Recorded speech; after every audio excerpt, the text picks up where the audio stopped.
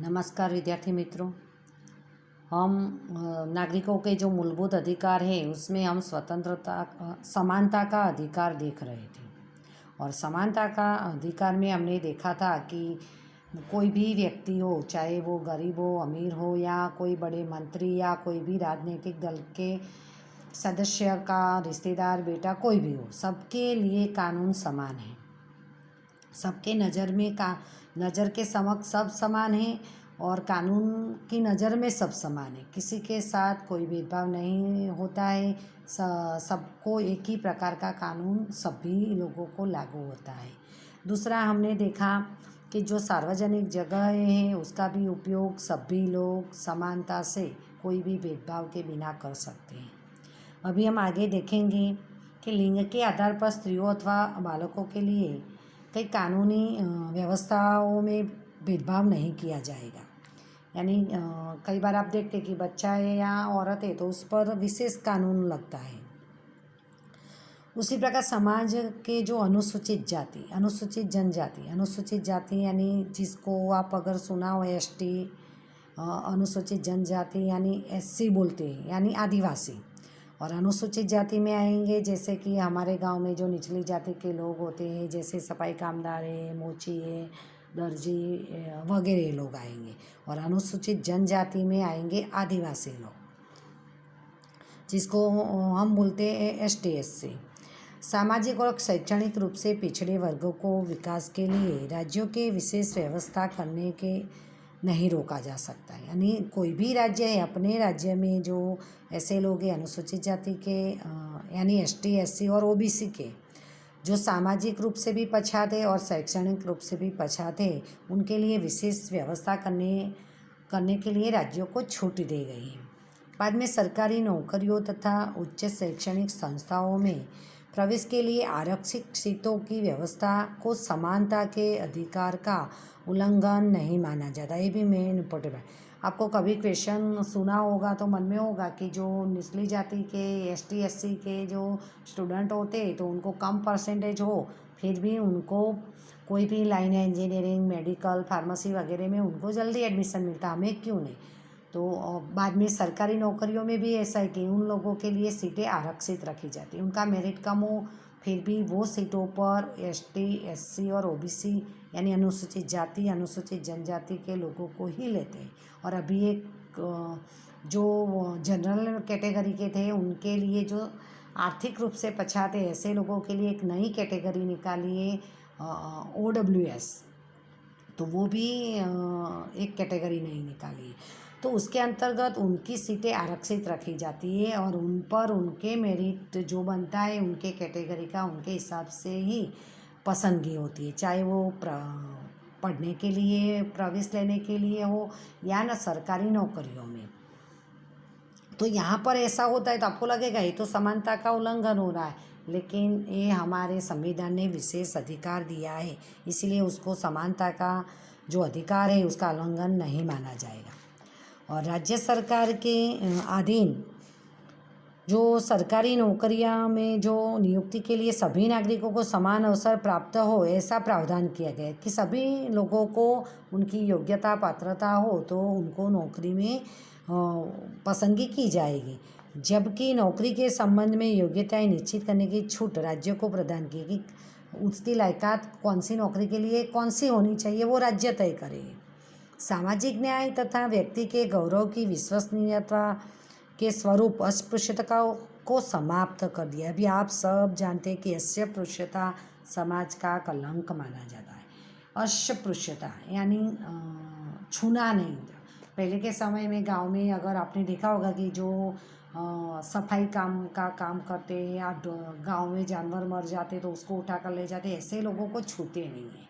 तो हम निचली जाति के लोगों को छूते नहीं, उसको बोलते हैं अस्पृश्यता। तो ये समानता के अधिकार के तहत अस्पृश्यता को समाप्त कर दिया गया है।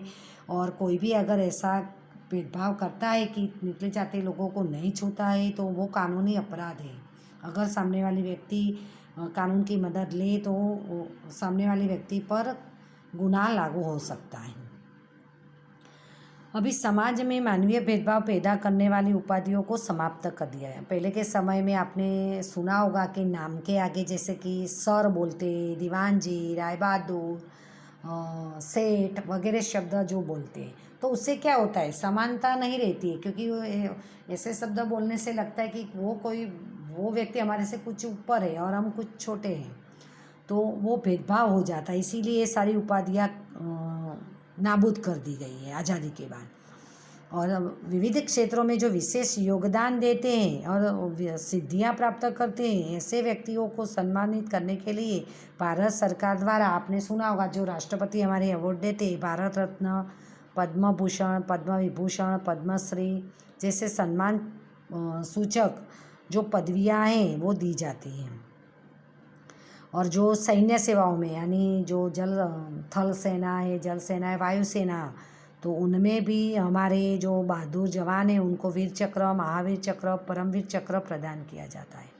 और सेना में जो नाम के आगे प्रयोग किए जाने वाले जो है general major, chief marshal, field marshal वगैरह विशेषणों को अधिकार का उल्लंघन नहीं होता। क्योंकि आपको लगेगा कि यहाँ पर सर, दीवान जी, राय बहादुर से समानता का उल्लंघन होता है, तो ये नाम से नहीं होगा। नहीं, ये हमारे जवान हैं, इसलिए उनके आगे जनरल मेजर, चीफ मार्शल ऐसे शब्दों का प्रयोग होता है। इससे समानता का अधिकार का उल्लंघन नहीं होता है।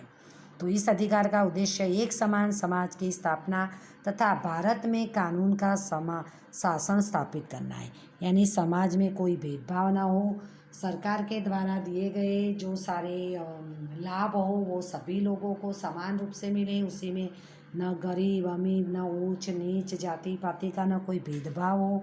तो उसी में ये समानता का अधिकार का ध्यान दिया जाता है। अलग समूह या वर्गों के लिए उनकी अलग विशिष्ट सेवाओं के संदर्भ में अलग अलग कानूनी व्यवस्थाओं हो सकती हैं। अभी अलग अलग समूह या वर्गों के लिए अलग विशिष्ट सेवाओं के अलग कानूनी व्यवस्थाएं हो सकती है। जैसे कि वकील है, डॉक्टर है, शिक्षक है, बीमा कंपनियां, स्त्रियां के लिए अलग अलग कानून है, क्योंकि उनको उनकी सुरक्षा के लिए वो कानून चाहिए, इसीलिए उसकी अलग व्यवस्था है। और समान काम के लिए समान वेतन, याद रखना का सिद्धांत इस अनुच्छेद का एक भाग, कि एक समान काम करने वाले दो व्यक्ति है कि दो व्यक्ति का वेतन अलग अलग नहीं हो सकता। अगर वो होता है तो समानता का अधिकार का उल्लंघन है। अभी शॉर्ट में हम उसी में समानता का अधिकार के तहत कोई भी प्रश्न आए तो आपको उसी में ये चीज़ याद रखनी है कि कानून के समक्ष समानता और कानून का समान रक्षण, यानी कानून की नज़र में सब समान है, चाहे वो चपरासी से लेकर प्रधानमंत्री ही क्यों न हो। तो जो भी गुनाह करता है उनको एक प्रकार की सज़ा होती है। बाद में कानून हमें जो हमारी जो सुरक्षा करता है वो सामान्य व्यक्ति हो या कोई बड़ा अधिकारी हो, सबको एक समान ही रक्षण करते हैं। अभी ये चीज़ का अनुभव आपने ये लॉकडाउन के दरमियान भी देखा होगा कि पुलिस कैसे खड़े पेट रहकर, मतलब हम लोगों को जागरूकता लाने के लिए भी कई बातें बताती है, कई लोग को ज़रूरत है तो डंडे भी देती है। तो वो ये चीज़ ही साबित करती है कि कानून का समान रक्षण हमें मिलता है। बाद में हमने देखा कि जो भी कानून लागू किया जाता है वो सभी लोगों के लिए एक बराबर होता है, चाहे वो हमने देखा कि सामान्य व्यक्ति से लेकर प्रधानमंत्री ही क्यों न हो, गरीब अमीर, ऊंच नीच, सभी के लिए कानून एक बराबर ही होता है। बाद में जो सार्वजनिक जगह होती है उसका भी सभी लोग समान रूप से उसका उपयोग कर सकते हैं। हम किसी को भी उसका उपयोग करने से मना नहीं कर सकते। और चौथा पॉइंट हमने देखा कि स्त्रियों और बच्चों के लिए कुछ विशेष प्रावधान भी है, और हमारे जो अनुसूचित जाति और अनुसूचित जनजाति के लिए भी कुछ विशेष प्रावधान है।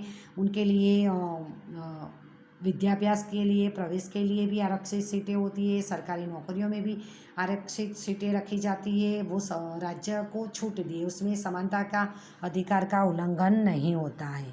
तो ये इतनी चीज़ आपको समानता के अधिकार में याद रखना है। आगे हम दूसरा अधिकार जो है स्वतंत्रता का, वो नेक्स्ट वीडियो में पढ़ेंगे। उसी में से आपको इतना याद कर लेना और एक्स्ट्रा MCQs बना लेना। और आगे के जो चैप्टर पूरे हुए हैं उसके स्वाध्याय भी लिखकर मुझे भेजना है और दिखाना है।